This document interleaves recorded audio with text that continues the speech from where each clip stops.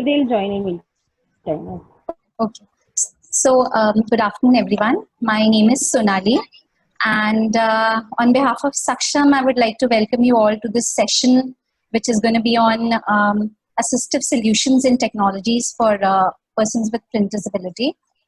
And first and foremost, I would like to thank Priya ma'am, the principal and vice principal of the school, the counselor, etc., for inviting us to conduct this session, and as well as to all those teachers, students, and other members who are present here.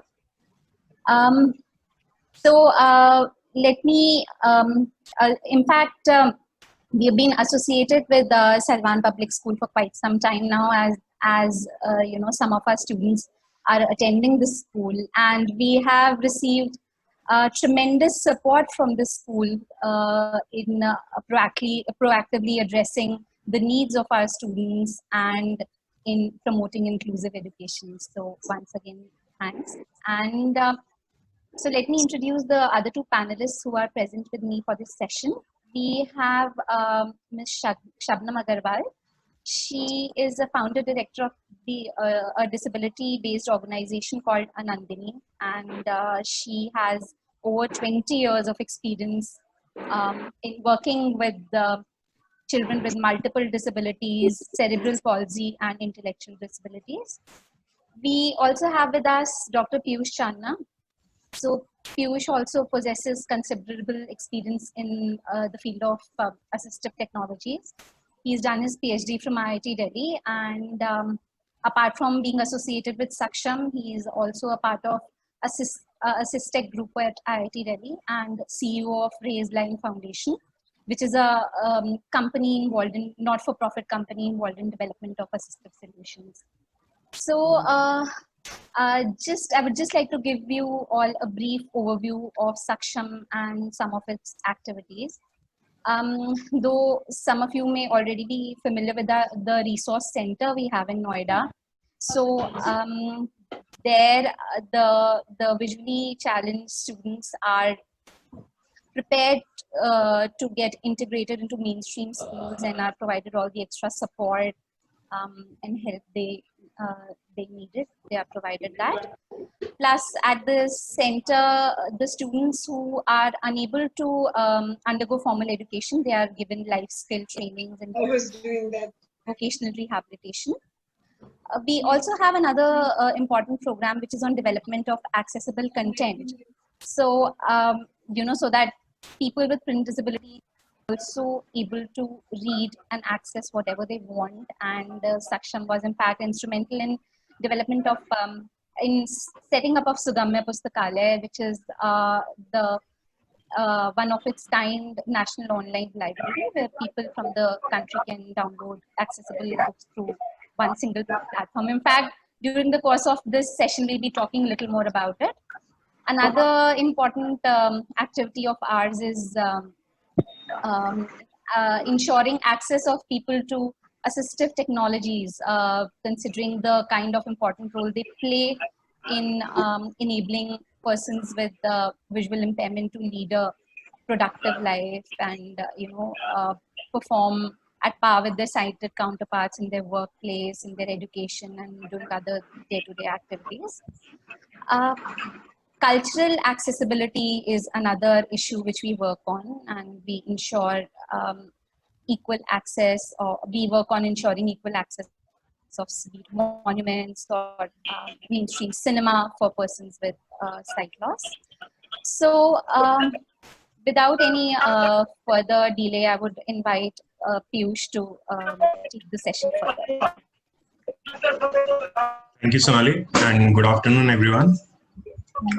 So we have divided our session into two parts. In the first part, we'll focus on the visual disabilities, and the next part, the focus would be on learning disabilities.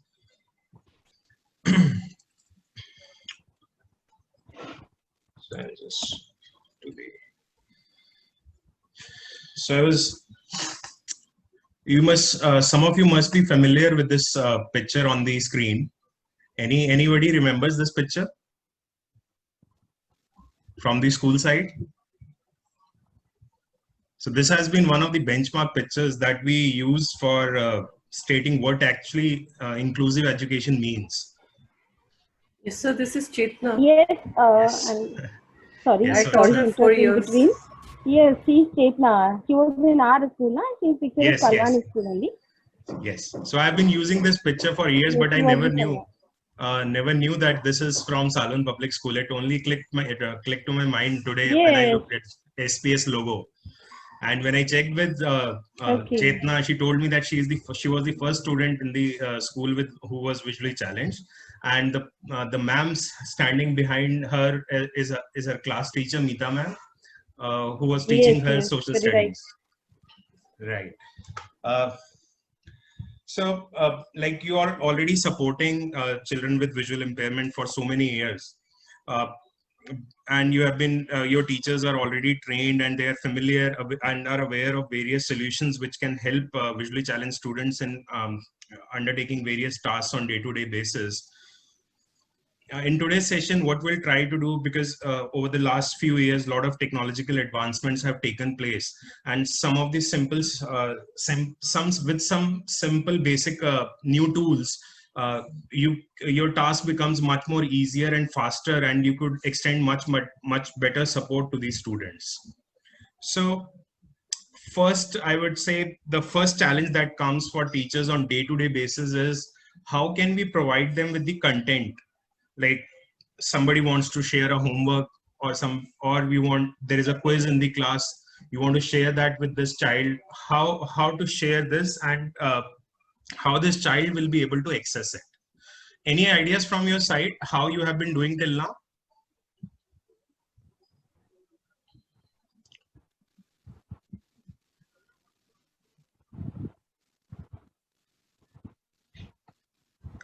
Are you using Microsoft Word, or like how do you give this assignments to these students? Hello? Generally, we mail them Okay. because sometimes they are not able to cope up with the class. So we, whatever they can write there and then they write. Otherwise, we mail the content to them. Excellent, ma'am.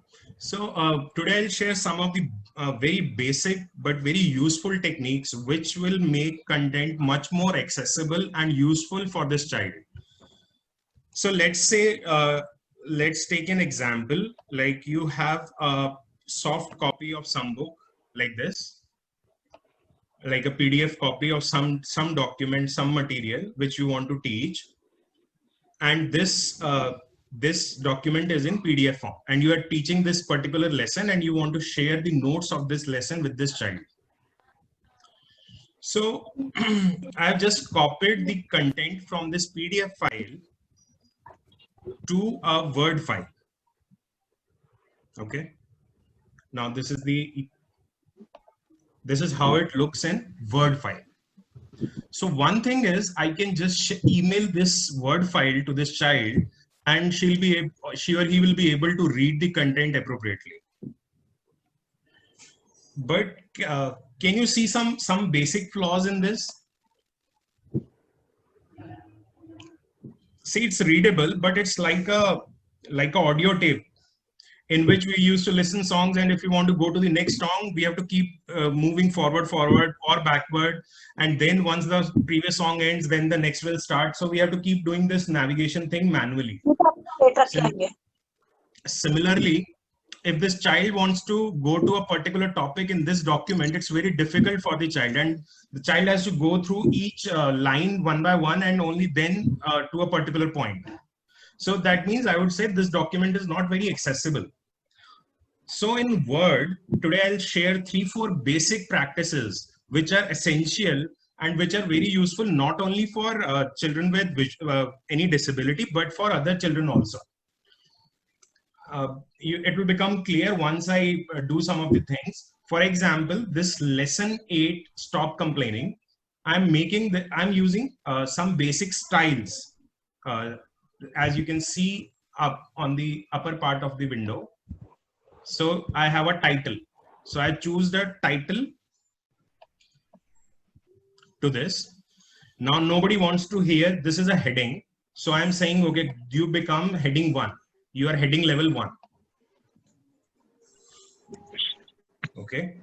And this text is just normal text. So I'm applying a style normal to this text. Then this particular line is a quote. So I'm saying quote. I'm using a style called quote.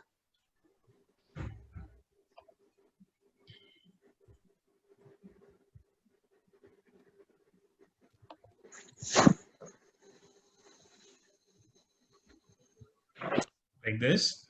So whenever a heading comes, I will apply a style heading 1. And if it's a subheading, then I'll apply style heading 2. Okay. Like this, just basic formatting, nothing special. A quote comes, I say this is a quote. And then again a heading comes, I again say it's a heading level 1. So quickly, I'll just finish this work. So it's a quote, but as you can see, when I copied this content in Word, this quote is coming in between a list. So it should be moved out of this list. Sorry.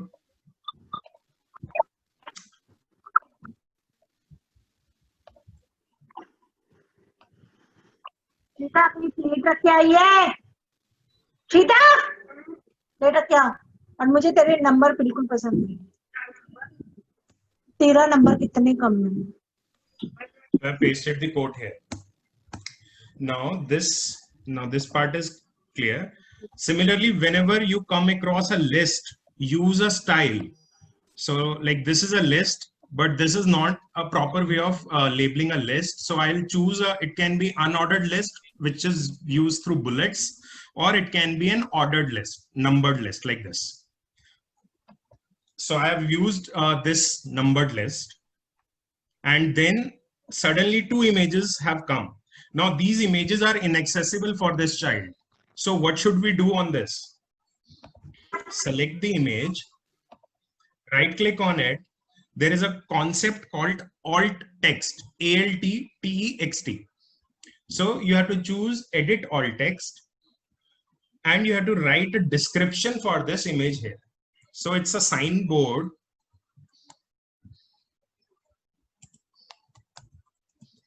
Showing stop complaining message. Right? Similarly, the next image, again, I am adding alt text. It's a quote by Dale Carnegie, saying any fool. So I have to write this content also because this will not be accessible. What is that quote? Any fool criticize, condemn,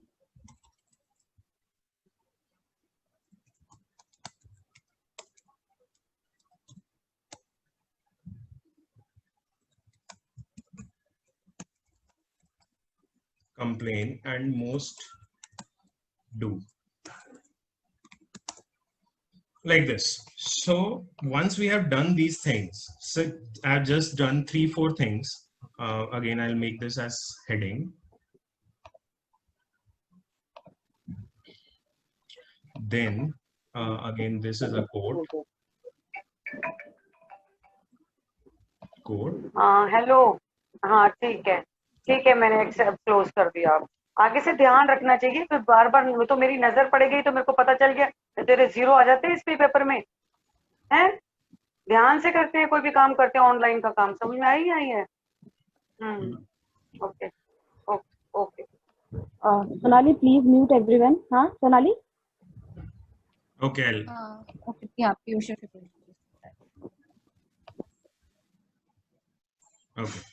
So this way we have made this. Now you can see this text. So it's a normal thing. Now you go to view, navigation. So once you look at the navigation, So you have got the structure to this document. So you can clearly see these are the headings in the document, and a child can just browse through these headings directly instead of reading the whole document. So these are some of the basic things which whenever you create any assignment or anything, so it's a standard practice that we follow, that whenever we want to give a heading, we'll make it large and put a bold format on it. But this will not, this is something which is a visual element. So this element will not be available to this visually impaired child. So we have to use predefined styles like this. And even now this document is not completely accessible. So what I can do is I can just go to, I can check whether it is accessible or not and what are the errors in that.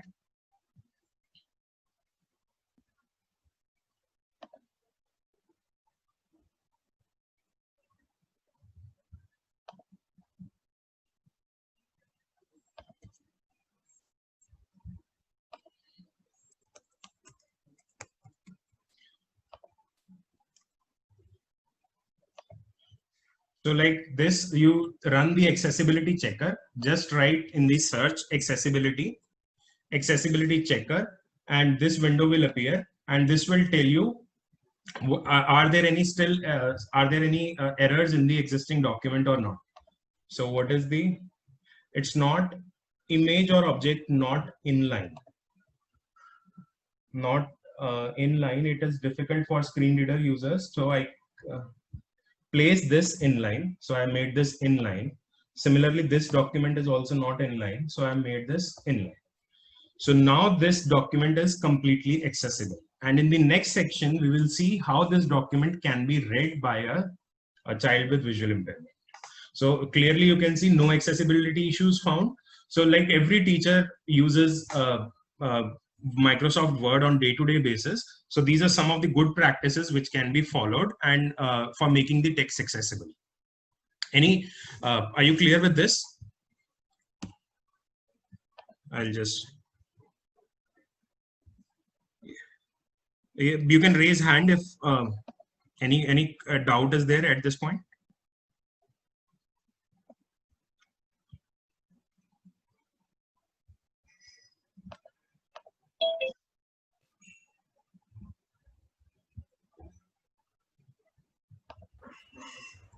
Okay.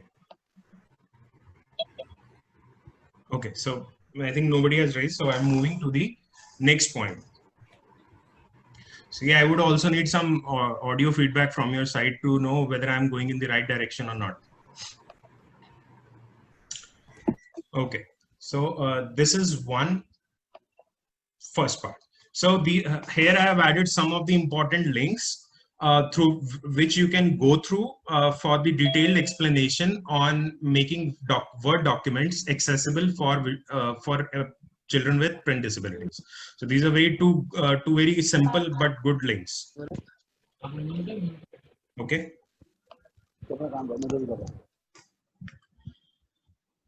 So moving on. The next challenge that comes is, for example, there is an exam today, and you have just got the question paper.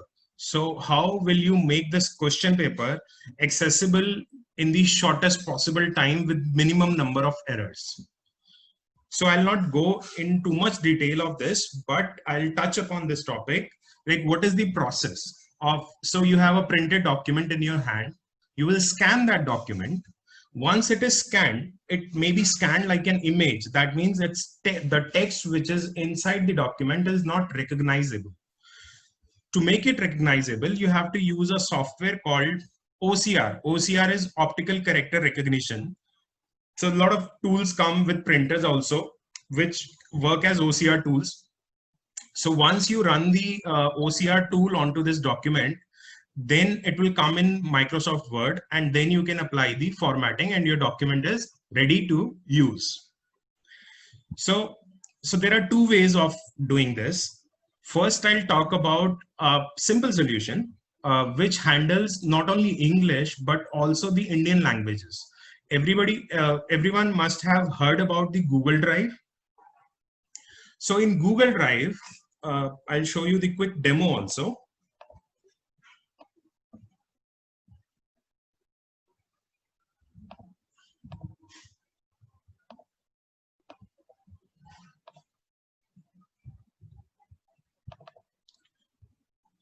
For example, this is a document which I have just scanned using the normal scanner. It is scanned to PDF, but it's in image format. So I cannot do anything with this. So this paper is the worst form of scanning. So this has been scanned just like a image and converted to a PDF file.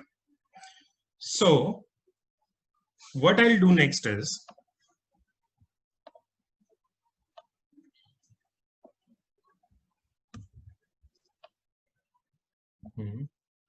this is my Google Drive. So I have uploaded this document here. Just drag the document from your desktop to your Google Drive. Free service. Any language document, just drag it here. It will show like this. Then you open this document on the Google Drive itself. Now, when you see this open with option, just say open with Google Docs. Open with Google Docs. So when you say this, it will take some time. It will extract text out of this document. Even if it's a Hindi document or a Bengali document or any other Indian language, it will extract the text out of it. It will take some time depending on the length of the document. And if the document is too large, then you may have to do it in parts. So this is the output of that document. So all the text which was in image form now is ready for us. So you can clearly see there are formatting errors. So somebody has to do the proofreading and formatting.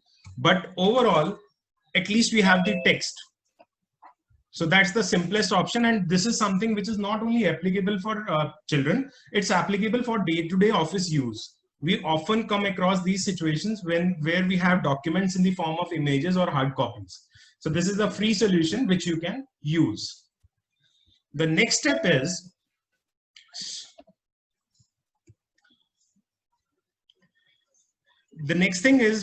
we want to go for a professional solution. For example, you have a record of annual record of marks of the entire school. And suppose it's a hard copy and you have received some documents from CBSE, for example, and these are, you want to edit these documents in an Excel sheet. So you have to do everything manually. So this is a hard copy document, you scan it, and then you have to use this in Excel so that you can do additional modifications in that. So for such things, what we recommend is AB FineReader. FineReader is an excellent OCR tool for English language. The best part is that once you have this software, which costs you around 15,000 rupees for one license, then you can actually export the documents directly. So you just scan the document and open that document, open the scanned document in AB FineReader. Once you open it here, it will give you so it will recognize the text in that document, one. Two, it will give you an option to export this text into different applications. For example, if it has all the tables, you can export it directly to MS Excel. If it's a normal Word document, you can export it to Word, and so on. So it simplifies your task not only for children with visual disabilities or any other disability, but for your day-to-day office operations also. So this is the second solution. So this way we will get text in Word, and then we'll go back to step one, where we'll apply styles, formatting, etc. to make this Word document completely accessible. So this completes our first section, where we want to give some content to the child, and that content is not ready, is not available in accessible formats. Next comes the even bigger challenge. So each school has its own publications. It's not necessary that every school is following the NCERT books, or they may have their own publications, and that the content may also get upgraded every year. So the standard practice is so your children are associated with some organization. So suppose they're in 7th standard, so they'll go to this organization, give them the books. So this organization who's working for supporting the blind children, they will convert these books into accessible format and then give them to this child. Next year again something happens. So one is coordination, etc. Those gaps occur, and this content is doesn't get circulated to everybody. Second is you have a dependence on the external agencies, and that again coordination effort is required. So now in today's scenario, there are excellent solutions which are available. So I'll talk about those solutions. So when it comes to textbooks, the journal books, or any reference books, so these are 4 resources. First one is called Sugamya Pustakalaya. So Sugamya Pustakalaya is a network of more than 150 organizations across the country. So the idea was the government and all the organizations came together and said that we want to minimize the effort of redoing the same thing. So they created a portal where the organizations in different parts of the country convert books to accessible format and upload on this portal. The children with visual disabilities get access to this portal free of cost, and then access the books wherever and whenever they want to. So whenever there is a requirement of a textbook, the first thing as a teacher you can support is just go to this library. So it's called Sugamya Pustakalaya. You just Google it, you'll find this. The first link will be Sugamya Pustakalaya. You go to this library and go to search for that particular book. If it's a more widely used book, there is a probability that you will get it here. The next one is Bookshare. So Bookshare is an international library. You will get a lot of books here also, but you don't need to search 2 separate libraries. So when you search inside the Sugamya Pustakalaya, any book which is there on the Bookshare will also get reflected here. So that's how you can just check if something is available, get this downloaded for the child. So for that, there is a process. The process is this child should have access to this library, and there we can have a simple MOU with Saksham. For example, at the beginning of every year, you can send us the list of children who want access to this library. We will create the login IDs and provide to each of them, and then they can just download themselves. You can just help them by searching the whether the books are available or not. So these are 2 main libraries. Next is Amazon Kindle. So when we are using Amazon Kindle, so it has application on mobile phone, it has application on PC. So I can just open the Kindle app, search for books, and download the books directly onto my PC and just purchase them. So this is also an excellent solution. I'll show you the.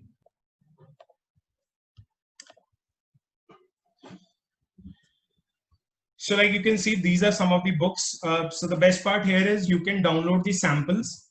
Once you download the samples, you get a fair idea that what is in that book. When if you like the content, then you can just purchase from this application itself. So it's a mainstream application. Most of us are using this on day-to-day basis, and there is no need to separate purchase any particular device. It works both on smartphone as well as your computer. And most of the books are most of the books that you find nowadays on the Kindle library are supported by screen readers. So in the description of the book, it will tell you whether the content of that book is supported by a screen reader or not.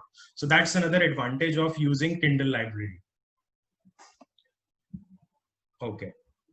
Then the 4th option is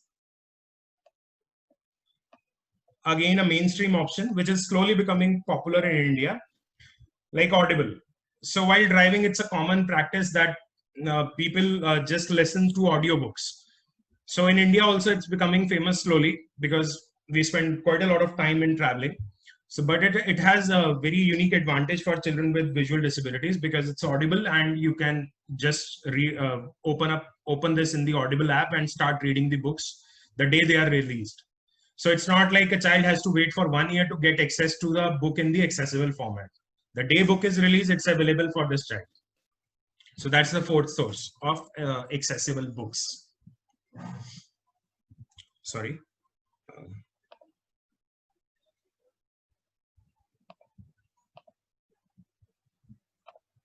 Okay. Yeah. Then the next thing is, even if you are, even after doing all this search, you found that the books that you are referring in a particular class are not available on these platforms. So what will you do next? So in this, again, we can work closely, and what we have created is a platform called Accessital. Now, Accessital is a platform. Suppose, let's take an example. There is a English book which needs to be converted to accessible format for children. So you will share the hard copy of this book with us. Saksham will open this book completely, do a quick scanning of this book, put that book on the Accessible platform. From this accessible platform, chapters of that book will be assigned to different volunteers. Now, the job of the volunteers is they will just look at this particular chapter, do certain steps, use certain tools like I discussed earlier, like Microsoft Word, etc., and convert that particular chapter into accessible format and upload it back to the Accessible portal. Then there is a production manager who will merge all the chapters. It will go to a validator who will check, who will go through the content. And once the content is verified, then the production manager will just convert into the different accessible format. It can be Microsoft Word or it can be EPUB format. I'll talk about that EPUB format in detail later. So EPUB format. And then you will get this book very quickly. Now, the best part here is, like what we have tried with some of the schools is, like in schools, we have a period of SUPW. So it's an excellent way to sensitize children in the school about the challenges of children with disabilities and create a cohesive atmosphere. So when I said volunteers, the children of your school can be utilized for creating this. So sometimes in schools, we organize hackathons. We say, okay, in this hackathon, the target is class 7th, all books ready in 2 days. So that kind of challenges we give in hackathons. That's one way. Second way is we say, okay, over the next 1 year, this child is good. So currently there are 3 children who are in 7th standard. Next year, they would need these books. So from today onwards, we have 6 months. So we will float this thing in the school, and some of the children will volunteer for this effort. And then the task will be assigned to them. Over the next 6 months, they will convert these books for class 8 standard into accessible formats. And next year, they will be available on day 1 to this child. So that's how Accessible works. Again, it's a very simple, nothing fancy in it. It works on Google Drive only. Okay. So that's how the books can be handled. The next requirement is the library section. So many times in library, you have all the books in hard copy format, and it's not possible to convert all those books into accessible format for say 10 children in your school.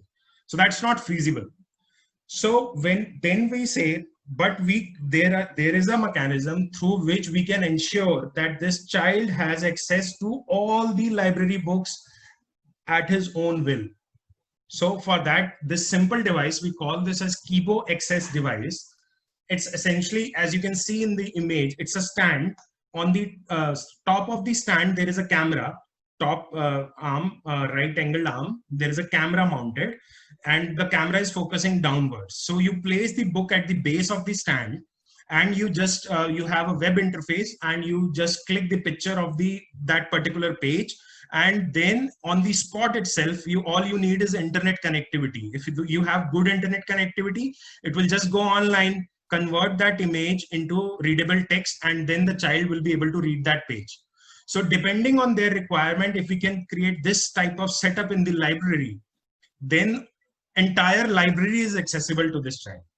So earlier these devices were very costly. They costed in the range of 2 lakhs like that. But this is the recent innovation from an Indian student only. So here's now this solution is available at around 20,000 rupees, which is much more affordable and meaningful for use on day-to-day basis. Okay. Next comes the tactile diagrams. Now, what is tactile diagram first? As you can see in the image, so special educators have generally put in a lot of effort. They use craft materials to create tactile diagrams. When I say tactile, it's basically when I'm unable to see a particular thing, I'll be able to touch and sense that what it is. So I have to have embossed boundaries and different textures, which will help me identify what exactly is this particular image all about. So this has been a standard practice which has been followed by a special educator over the decades, but it requires a lot of effort, and especially it is not feasible in a classroom setting. So it's not feasible in the classroom setting where a lot of students are to be taught at the same time. So, and this becomes very essential because once a child reaches class 8, class 9, so, and they want to study science, mathematics, or even maps, geography, SST. So a lot of things are just getting missed, and most of the universities have made the questions which involve diagrams just optional for these children. But today, with the advancements in technology, there is a solution for this sort of problem. So when I say tactile, it's not a straightforward process, as you can see in the image. So when you take a normal image, it has to go through certain simplification steps, and then only it is perceivable through sense of touch. So you can see 3 simplified images: world map, the bar graph, and the digestive system.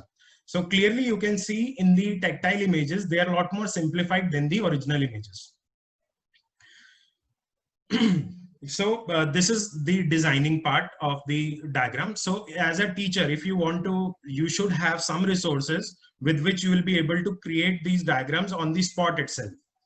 So for that, one is the Fevicryl glue, which is readily available for ₹20 in the market. You can just buy that and take an image, enlarge that image, remove unnecessary clutters. For example, if it's you have to demonstrate a diagram of a plant. So what we essentially want to show is flower, leaf, stem, roots, and bud. These are 5 things we want to show, but it doesn't matter whether the flowers are 4 or 5, leaves are 10 or 20.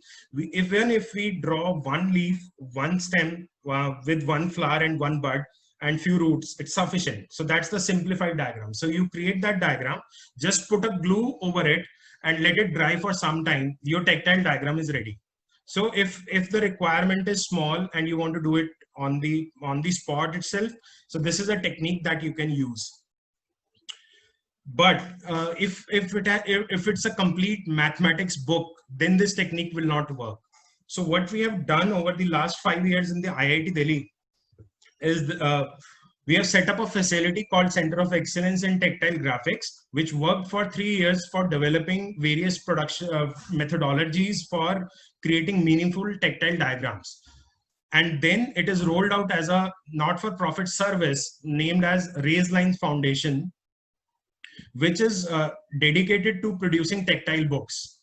So we have developed tactile books for from class 6 to class 10th NCERT Science and Mathematics. These are tactile supplement books. So basically diagrams are there. Then we had developed a lot of books focused on certain topics which are very much required on day-to-day basis. For example, maps of India. Then there is a book on incredible places. Then there is a book for children who have no tactile exposure. It's like all-in-one or learning with tactile graphics. Then there is a book for understanding internal reproduction organs. So like that, there is wide variety of books are available, and you can check more on the links given here. So this removes another barrier that visually impaired children cannot study subjects like science, mathematics, or geography, etc. So this barrier is now removed with the help of tactile diagrams. Okay, so this is about the textbooks, how to get access to textbook. Third part is, once the child has all these things, how would he use this? So till now in the school, you might have seen the use of laptops, but now there are few more solutions which are available and which can be very useful depending on the needs of the child itself. So on computer, because anyways, a lot of students are using laptops in your school, so I'm not going into detail of screen readers, etc. And assuming that you are aware of screen readers, screen reader is basically a software which will speak out whatever is being displayed on the screen to this visually impaired child. So in the first section, first two sections, we saw that we can create content. Now the point is, how will the child read this content?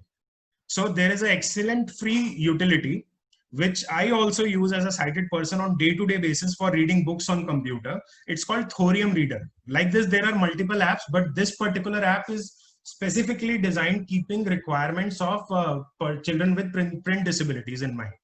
So it's a free application. It's called Thorium Reader. I'll show you the quick demo of this also.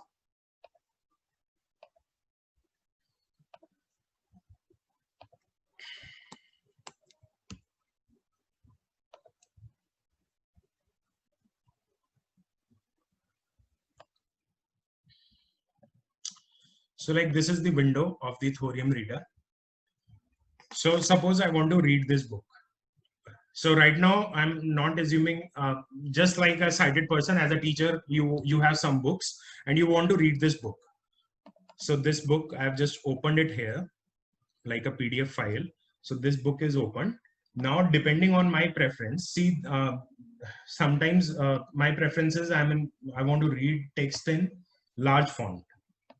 So I'll just increase the font size from here and start reading. Okay. Now, right now I'm not talking about any disability, anything, just like a normal reader I want to read. So I can change the font size. Next is, I'm in a relaxing mode. I just want to listen to this book. So I'll use this activate text to speech. MJ DeMarco, former CEO of Limos.com and #1 best-selling author, The Millionaire Fast Lane. Reading the book. To read The Miracle Morning is to give yourself the gift of waking up each day to your full potential. It's time to stop putting off creating the life. Right.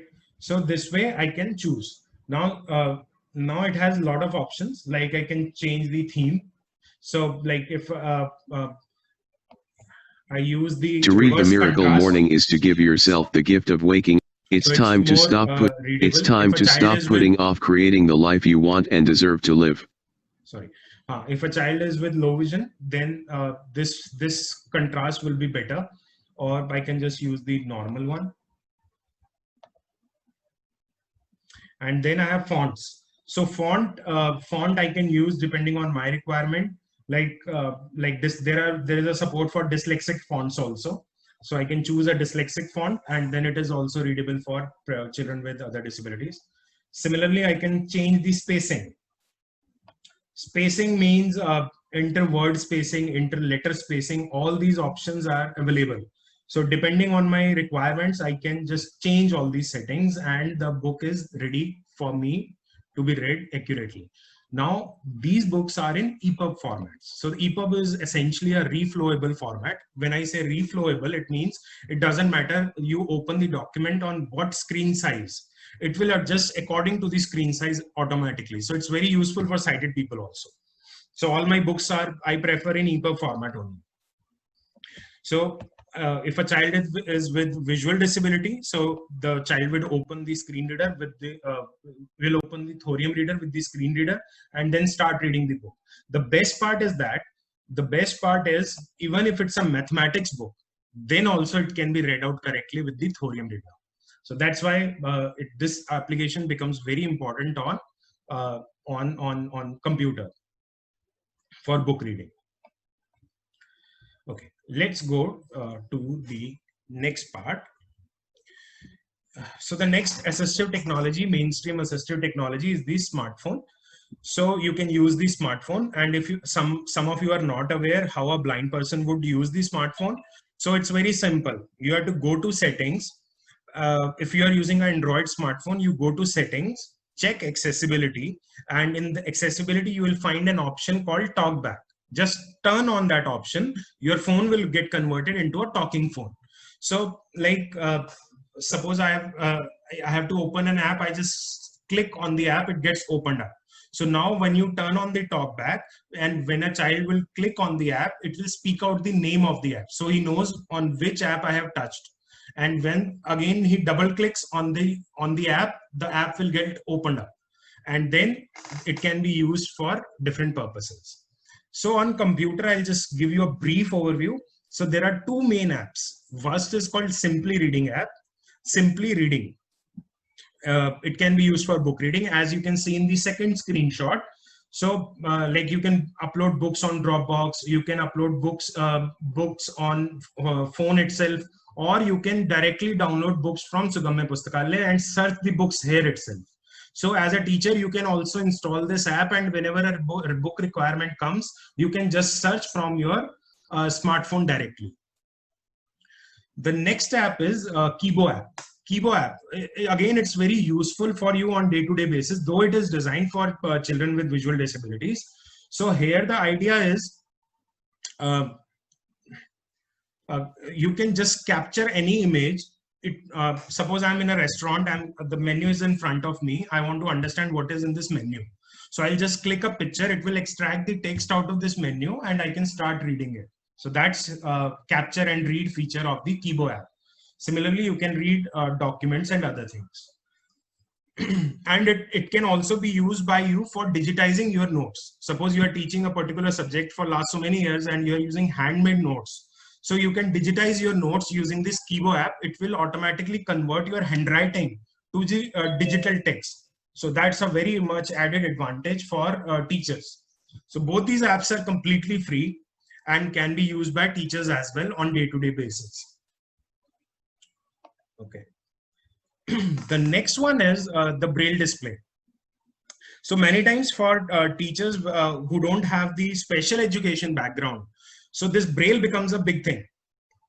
Even after working in this field for so many years, I am not very good at understanding Braille. So what I do is I rely on different technology solutions. So the main image which you see here is a Braille display. So it's an electronic computer where the output is displayed in the form of electronic Braille just below the fingers. So like you can plug in a pen drive, or you can plug in a memory card. You can load your text document. I'm talking about normal text document. You can upload your download your text document into that memory card or the pen drive, and then the child can just start reading it in Braille directly. It's in text, but the child will be able to read it in Braille.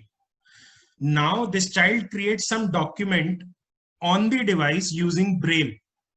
The same can be given to the teacher. The teacher will open it on the computer and it will become a text document there. So it bridges a very important gap that even if you don't know Braille, there is no problem with it. You can manage. So that's one. Second is like this particular Braille display is called Orbit Reader 20. It comes with a Orbit Teacher app. So Orbit Teacher app is supported on both your smartphone as well as your computer. So what happens? It's a real-time communication between the teacher and the student in the classroom. So the teacher will have this app installed on his mobile phone or his computer. The child will use the Braille display and create, like take down the notes, do the homework, submit the assignment, and whatever is being typed here in Braille, the same will be displayed in the right window to the teacher in the English language. So that's how the teacher and child can, you can do real-time assessments, like where the child is making errors. So you can correct them on the spot. So it's very useful for those type of interactions. It's called electronic braille display or a refreshable braille display. There are multiple in the market, but this particular device, Orbit Reader, comes with a Orbit Teacher app, which can be very, very useful for this thing. Okay. The next is Daisy Player. Now, Daisy Player, you can say it's a high quality audio recorder. So in the beginning, when children are not comfortable with high-end devices and they want a simpler thing in their hand, it's very useful. So with few buttons, so you just sit in the front row, and whenever the class starts, you press the recording button and you record the class, you go back to the home and listen to the lecture. So that's the simplest thing. Second, all the notes that we have learned today, that whatever we create in Microsoft Word, you just put those notes into this device through on a memory card, and then they will automatically be converted into audio form. So it has text-to-speech engine built in, and it is capable of reading documents not only in English but multiple Indian languages. Plus, this device has connectivity to your online libraries. So it's again a useful device. It's not very costly device. It's a cost around 10,000 rupees, but this can be useful for beginners who don't want to use high-end devices or finding some difficulty with using a laptop or the braille display. So then this becomes very handy in that case. It's called Daisy Player. Okay, so this is these are like this. There are 100 more solutions which can help children in doing different things. So now there exists a small Amazon for products specific to visual disabilities. So you can just go there and check what other options are available, and you can buy on this. It's a portal called SACTech.in. Saksham Technology Solutions. So SAKTEK.in. So all these solutions are available there and can be procured from there. So this is like the first part, focus on visual disabilities. Now we move on to the next part. So I'll request Shabnam ma'am to take over the session from here and talk about the things on learning disabilities. We can have the round of questions after this, this part. Thank you so much, Piyush. Good afternoon, everyone. I'm going to be talking about learning disabilities, but before I start, I really want to know from you whether you have children with learning disabilities in your schools. Yes, ma'am, we have. We have students with learning disability like dyslexia and dysgraphia. Okay. And what are the kind of challenges or that you as teachers and as principals face when you deal with children with learning disabilities in your school? Are there any challenges or any issues or concerns? And also, like, yes, ma'am, the strategies that you have in place for working with children with learning disabilities. Yes, ma'am, there are many challenges. Like most of the students face problem in comprehension. Okay, ma'am. Most of dyslexic students. Okay. So we are providing them scribe facility as well, as we are giving them extra time. Okay. So those are the kind of accommodations that you're providing, ma'am. And are these accommodations, yes, ma'am, extended to children at high school level, or are they also at the primary school level? No, ma'am, till high school level. Okay. And what 1 to 12 we are providing this. School level, ma'am, if I may ask? Ma'am, I'm not getting your voice clearly. Are there any strategies that you have explored for younger children at the primary school level?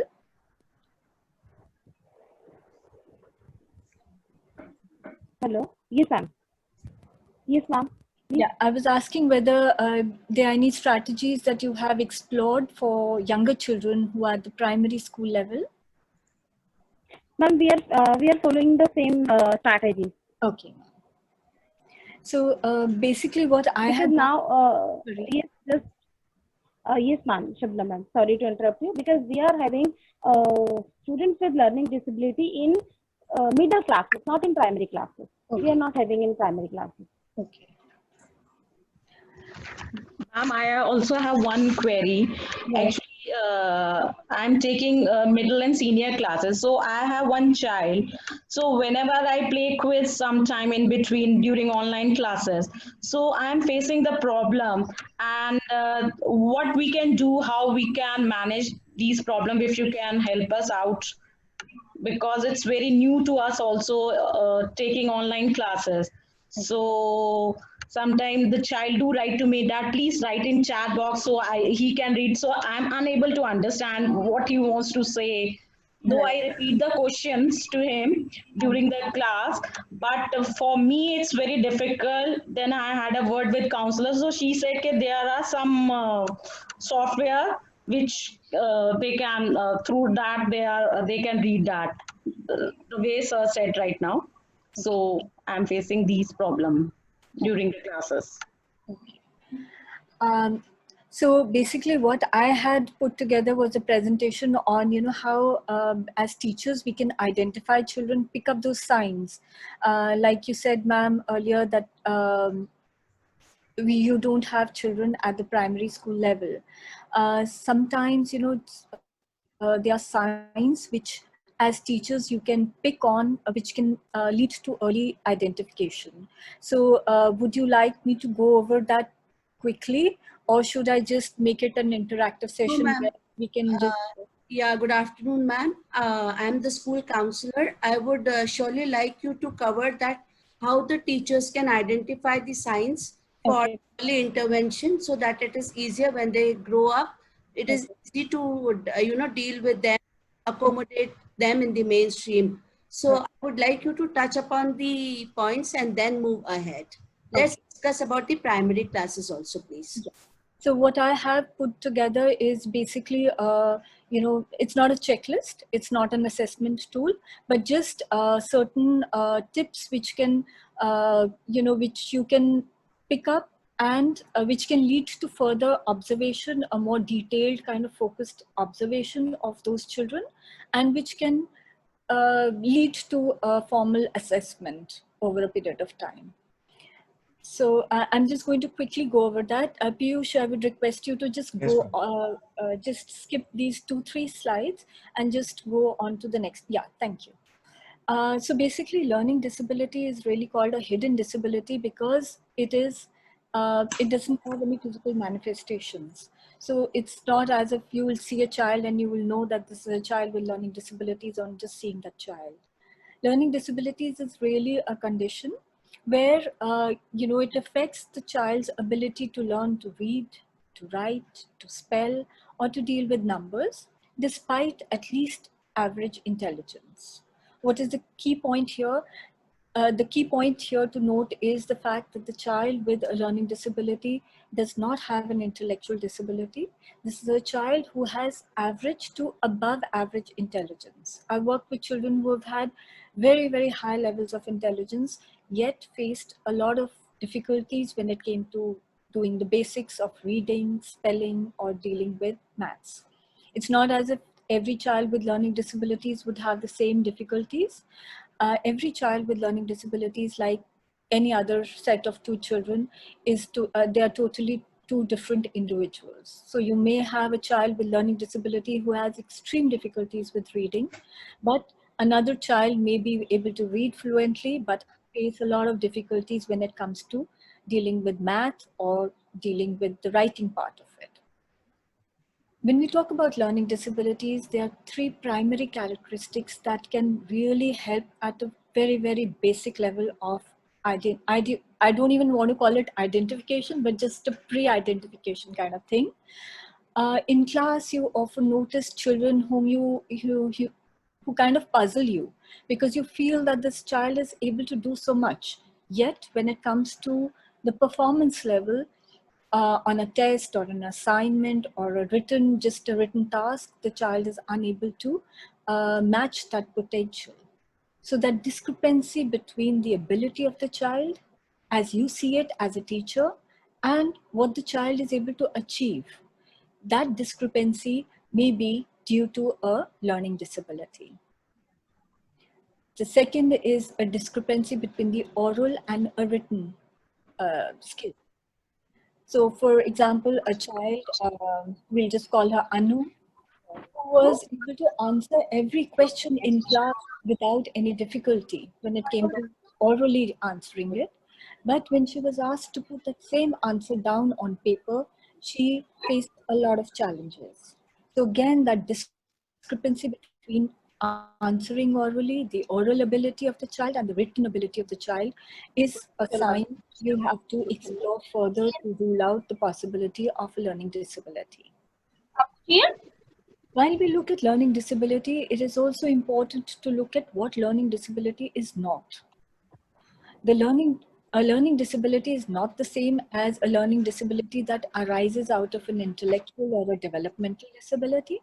So again, reinforcing the fact that a child with learning disability has average to above average level of intelligence. While a child with intellectual disability would, in all probability, face difficulties in tasks which involve reading, writing, spelling, or doing number work. But the difficulties that the child stem from a totally different, they are stemming out of an intellectual disability and not due to a learning disability. The second is a group of children, like we've been talking about children with vision impairment. You also have children with hearing impairment or other motor skill difficulties, who perhaps would also face difficulties when it came to reading or to, writing, spelling, in the initial years before they get the tech support and other supports that are necessary for them to be enabled enough to carry out those tasks. But again, difficulties arising out of a sensory difficulties are not the same as a child who has a learning disability. Certain other factors which are quite specific to our context, like I'm sure all of you have children in your classrooms who are first generation learners, children who don't have that exposure to the language, especially when English is a medium of instruction. Children who are not exposed to the language adequately would in their initial years struggle to keep pace with the rest of their classmates, to be able to comprehend adequately or comprehend at the same pace as other children in their classrooms. And also, very importantly, the learning opportunities.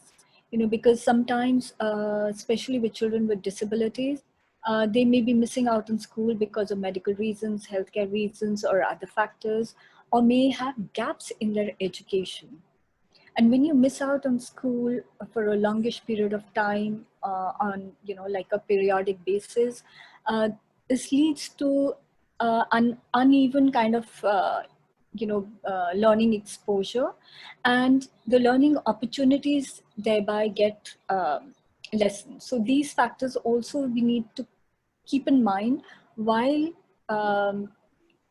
trying to understand whether this child has a learning disability or not. Because if we don't rule out these factors or don't take on board these factors, there is a chance and the danger of overgeneralizing or over-labeling or over-diagnosing a child's ability or an inability to deal with certain things.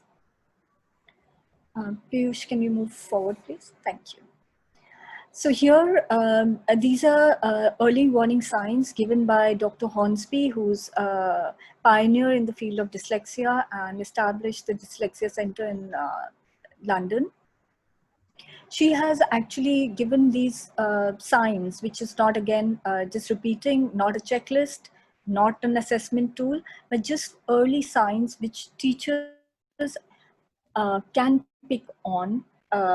These are from preschool, nursery stage onto primary school and onwards.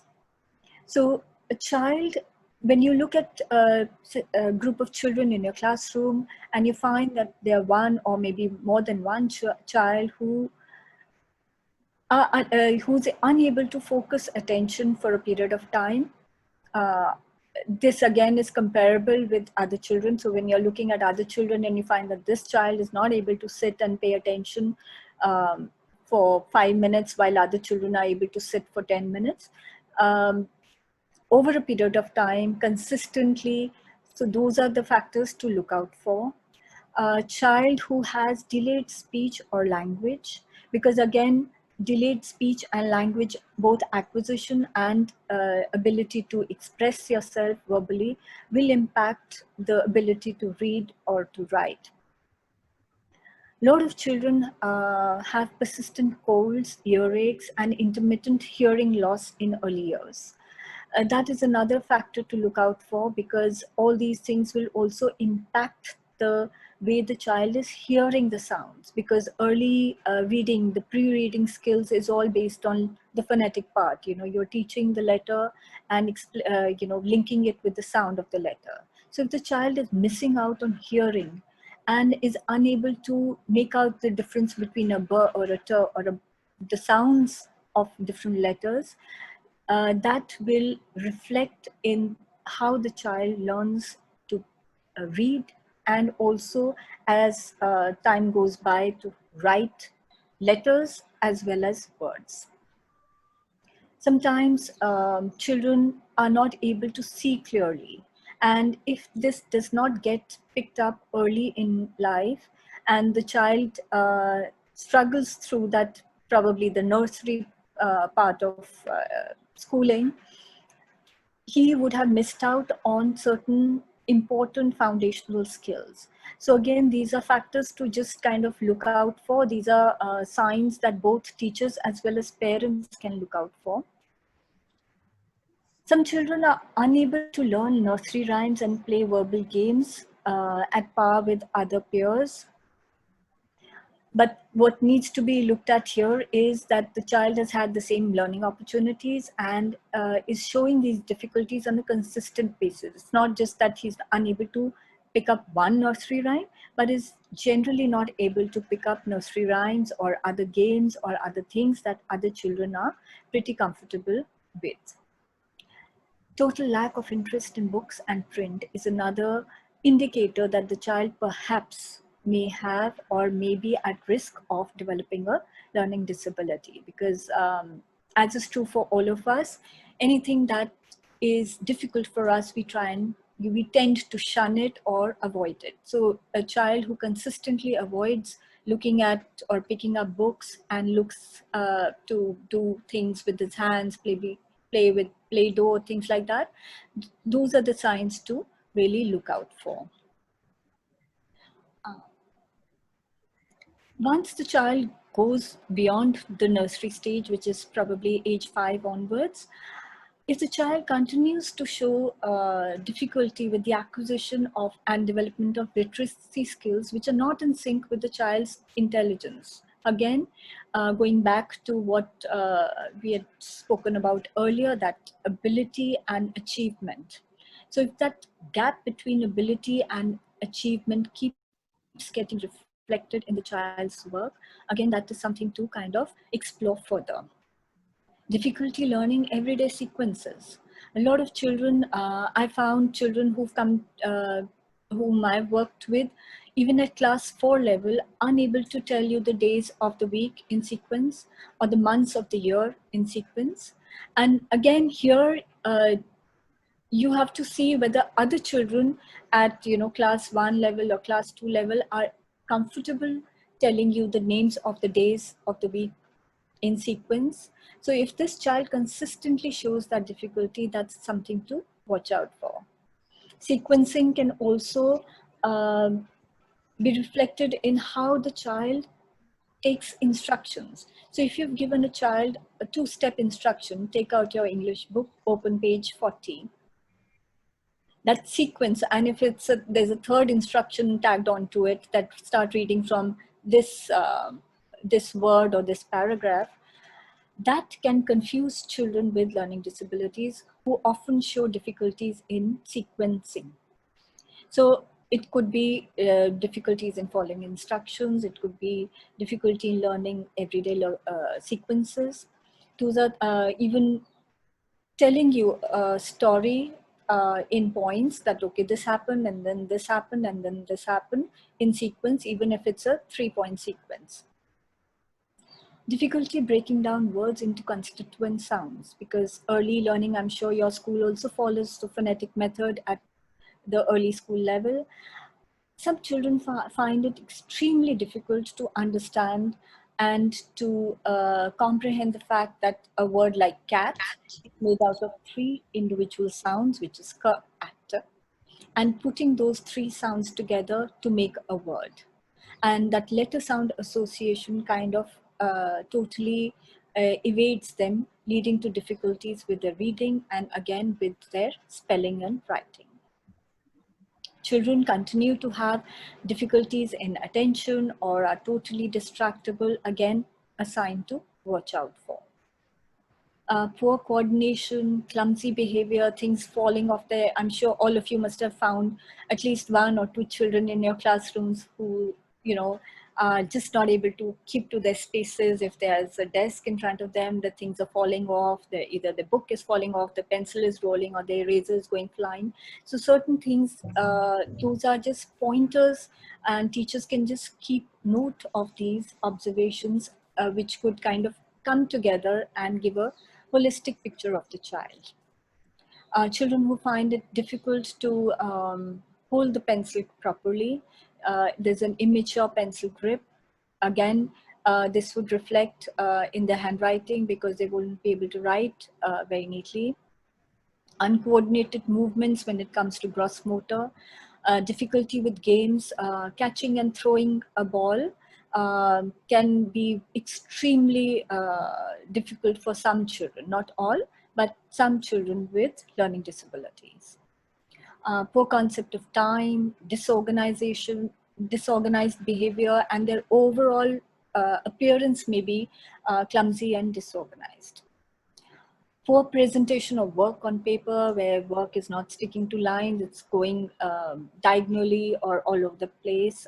Sometimes you'll find that they've written 2 words on in the first line and the rest flows in the latter half of the second or the third line. So again, that the way the work is presented on paper is not as expected. Left-right confusion, general difficulty with direction. Left-right confusion is a thing that can really puzzle a lot of children, even older children. I've had children whom I worked with even in class 8 who find it very difficult to figure out which is the left hand or right hand, or which side is left and which side is right. And one of the things that you can see in this slide in front of you is if you look at the word bad, the word the letter B, the child is confused whether the B goes this way or goes that way. So that left-right confusion reflected on paper. So what you find this very often, that you find that the B and D is drawn together, and the child is basically leaving it up to you to decide whether he spelled it right or wrong.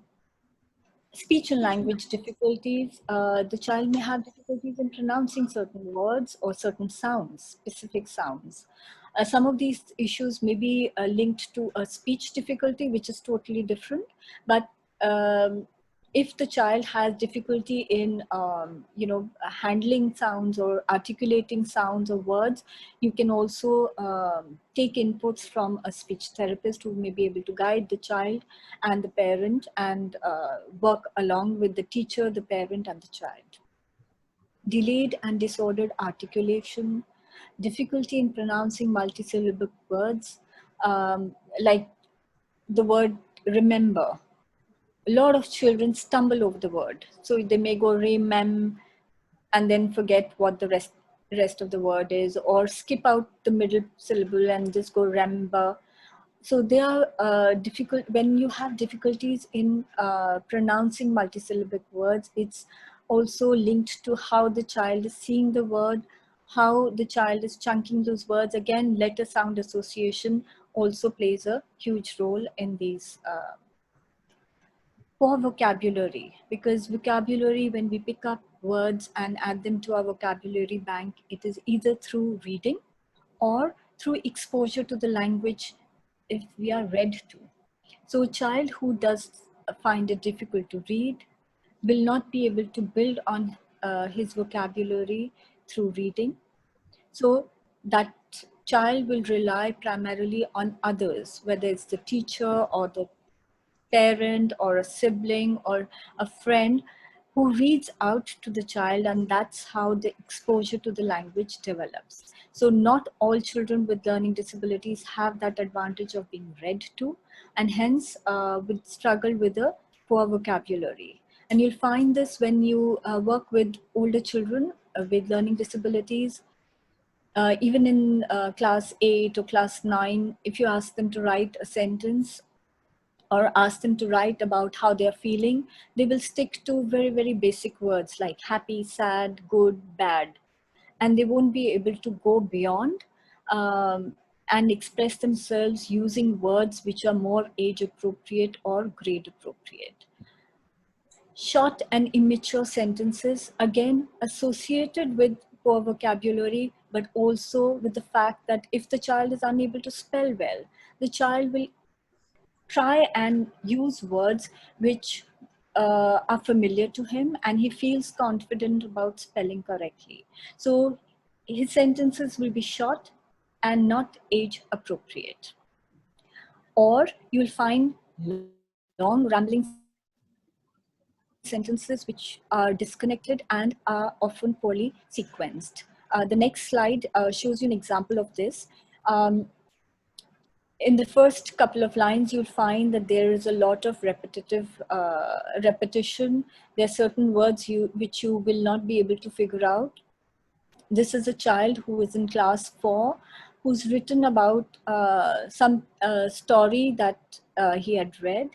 And if you read the second part of the second paragraph, he told his mother onwards, you'll find that after that, there is no punctuation mark. And this story continued for the next page, 2 pages, in fact, without a single punctuation mark.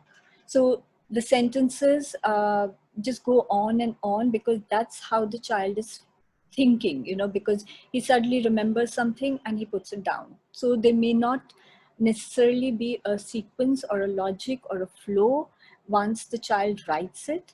And the same may be seen when the child is expressing it orally also. But it may be better if you are able to guide the child and say, okay, now let's see what happened next. So that input from a teacher or a parent will help the child structure what the child wants to what wants to write and express. Some children with learning disabilities may have short-term memory difficulties, and they may not be able to hold on to facts or instructions that have been given. So like the example I just gave regarding a 3-step instruction that take out your English book, open page 40. If the child is not able to remember what came first and what did you say, he's forgotten page 40. He's taken out his English book and then he's lost. He doesn't know what to read. You'll find that this child is looking left, right. He's talking to his friend. And for a teacher, I know when you're handling 40 children or maybe more, it's very difficult when one child here starts talking or the other child starts moving around or trying to answer or evade answering. So all that creates a lot of distraction for a teacher. And but for this child at that point in time, he's totally clueless. He doesn't know what your second instruction was because he was so focused on the first part. He caught, take out your English book. Now what? He's opened a page. Maybe you've said page 54 and he's opened page 45. And then he's looking around and he's wondering why my book looks different from the book of the child sitting next to me. So all these factors sometimes, are puzzling. But if you find a pattern, if you find that the child this happens with the child very often, then these are things that if you put down as your observation somewhere for your own reference, over a period of time, if you see a pattern, then maybe you could consider referring the child to your school counselor, or maybe for a formal assessment.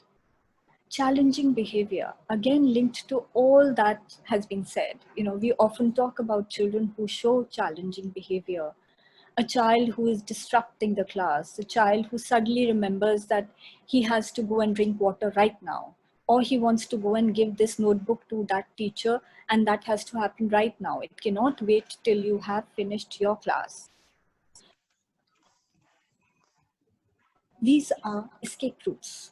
For all of us who find certain things tough to handle or not, we are not able to deal with it, we try and avoid it. It's pretty human, right? I hope you're agreeing with me on that one. But I think it's human psychology to try and push back things that we are not familiar, we're not comfortable dealing with. And for this child, again, we need to see that this child finds a reading task difficult. So if you are concentrating on a task which involves reading or writing, that child is trying to find escape routes. And what you see as challenging behavior is just probably a shout out for help. Because for very young children, they are often unable to express verbally, express in words the difficulties they are facing.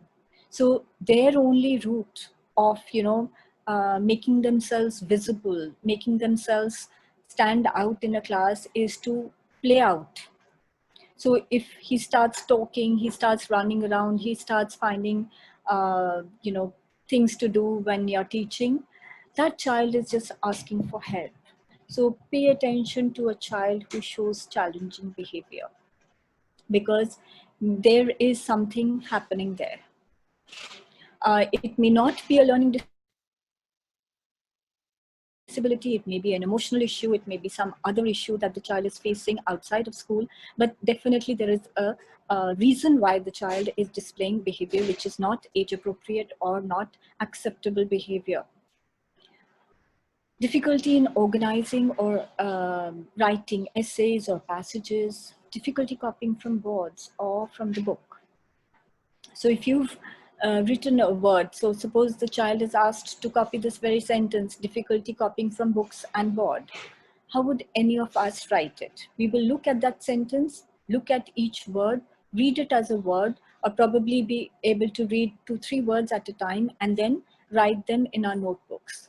But for this child, seeing a word is not actually seeing a word. He's just seeing a string of letters. And even those string of letters may not be letters that he can identify or name. So for him, that writing process becomes difficult because we have to go letter by letter. And some children would find difficulty with maths. So learning disability is really an umbrella term which includes many specific learning disabilities, but we primarily focus on 3 specific learning disabilities, which are dyslexia, which is to do with reading. We talk about dyscalculia, which is to do with math, and dysgraphia, which is to do with writing. So I'm going to stop here, and if there are any specific questions or things that you'd like to share about children that you're working with, we can probably, if we have time, we can go into that. Thank you.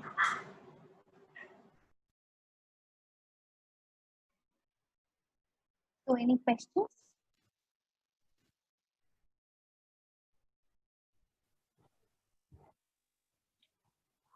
Yes, ma'am. Shabna ma'am, I just want to ask, am I audible, Shabna ma'am? Ma'am, is there any special techniques to improve comprehension skills of a student with learning disability? Word file कह रहा है. Yes, ma'am. One strategy which I often use, and I find कोई certificate भी बनाया है आपने? Yes, हाँ, वो बनाया है ना? Sangat. वो वाला.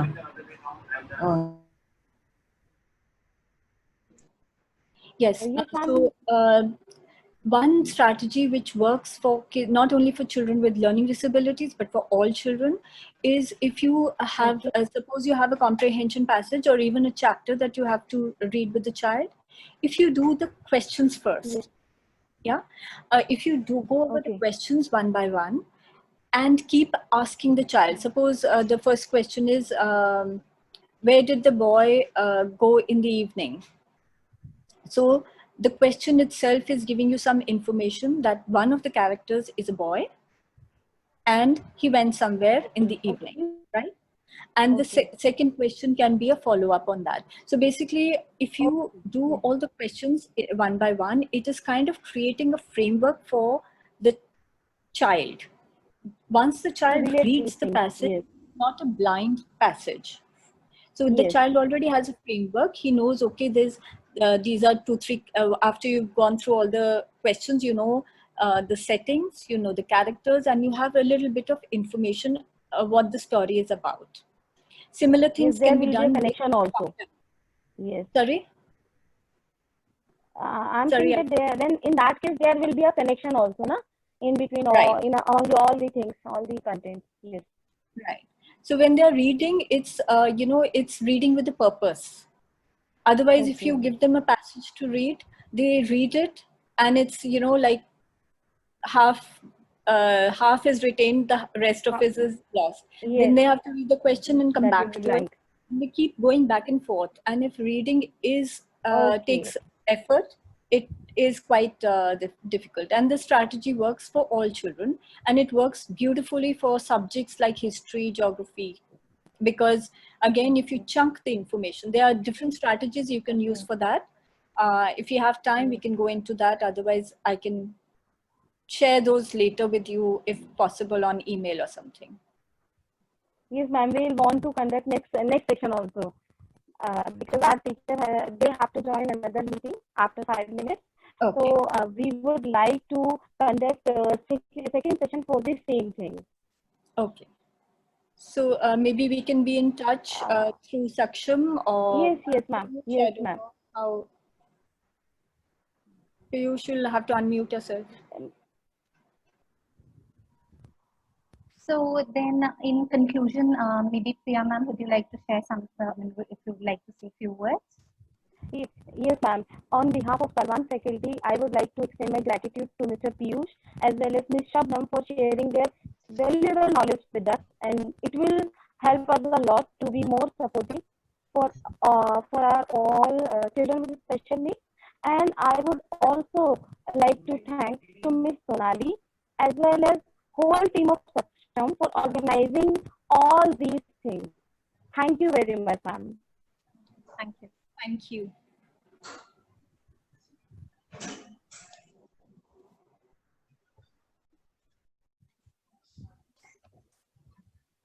Yes, Sonali, do you want to say something now? No, I think that's okay. And if you want, like as you said, you might like a follow-up session or something, then we can definitely, you can get back to us. Yes, we I just want to ask that can we get all the resources that you mentioned, all the websites and all by mail or thing, So, ma'am, we can share this presentation, and we have on the last slide, we have added our email IDs. So if any particular query is there, you can directly get in touch with us. But will we get the slides? We'll just share it. If you can tell us on which email ID to send, we can share. Otherwise, we have Priya ma'am's address, and we can definitely send it to her, and she can forward it across. Okay. So we have, we'll be able to send a couple of... raising her hand. Who? Ranjana ma'am, do you want to ask something? No, Ranjana ma'am is raising her hand. From the beginning only. Her hand is raised from the beginning. Okay. Please move ahead. Okay, so I'm saying we'll be able to send couple of sample books for tactile also. So we would need just one address where we can post them. So Sonali will check with you. Thank you. Thanks a lot, sir. Thank you so much, sir. Thank you very much for your time, everyone. So we'll end today's meeting here, and looking forward to work with your school in the long run also. Thank you so much, sir. Thank you. I'll disconnect the call. Okay.